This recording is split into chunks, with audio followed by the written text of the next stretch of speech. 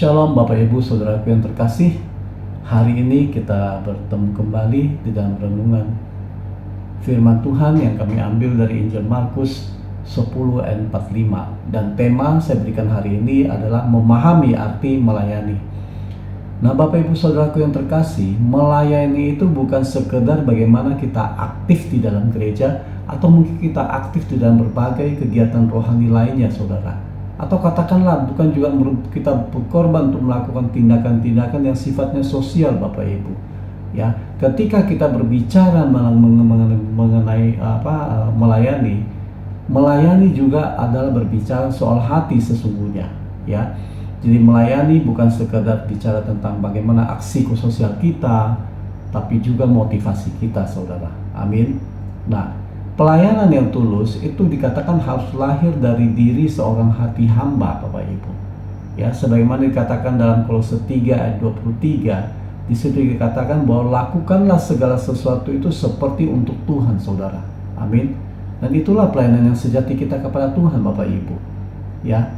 Nah, dari firman ini kita bisa peroleh beberapa arti daripada pelayanan, saudara. Yang pertama, pelayanan adalah melakukan segala sesuatu tanpa beban, Bapak Ibu. Ya. Sebab melayani bukanlah beban, namun harus merupakan suatu kehormatan bagi kita yang melayani, saudara. Mengapa demikian? Karena jika kita memahami bahwa kita sebenarnya lah dipanggil untuk melayani. Amin. Nah, maka segala sesuatu yang kita kerjakan dengan sungguh-sungguh, tanpa mengeluh, bahkan tanpa pamrih, tanpa imbalan, saudara, itulah pelayanan Bapak Ibu. Kita lihat bagaimana Yesus telah memberikan contoh bagi saudara dan saya, bahwa ia datang itu bukan untuk dilayani, melainkan untuk melayani, saudara. Ya, kita ketemukan di dalam Matius 20 ayat 28. Kemudian kita bisa lihat tokoh yang lain lagi seperti Rasul Paulus, Bapak Ibu. Rasul Paulus melakukan pelayanan itu dengan penuh sukacita, saudara. Bahkan dengan segala hati. Ya, kita baca di dalam Roma 1 ayat 9, kemudian di dalam Kisah Rasul 21 ayat 13 sampai 14, Bapak Ibu Saudara yang terkasih. Yang kedua, melayani itu merupakan anugerah dikatakan, saudara. Ya, Petrus menasihatkan kita bahwa kita dapat melayani itu karena apa? Karena kita mendapatkan kekuatan yang dianugerahkan oleh Tuhan bagi kita, saudara. Ya, hal ini tercatat persis dalam 1 Petrus 4 ayat 11, Bapak Ibu.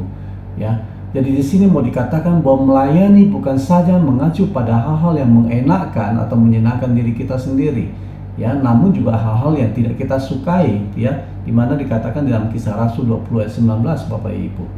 Ya, yang ketiga dikatakan bahwa melayani adalah suatu ungkapan kasih, salah satu ungkapan kasih kita kepada Allah, saudara.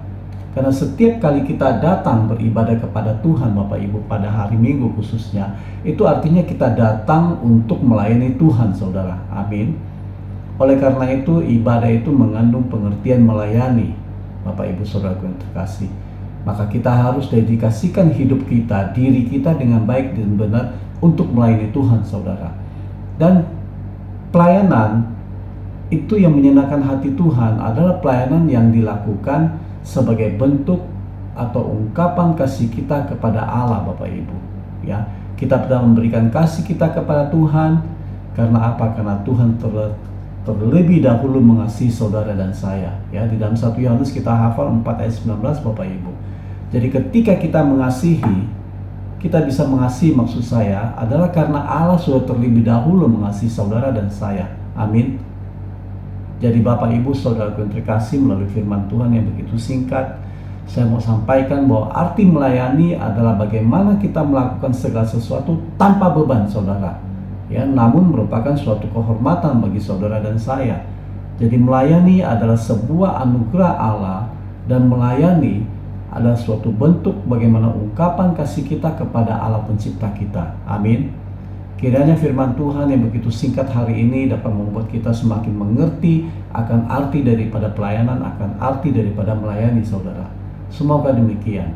Tuhan Yesus memberkati kita. Amin.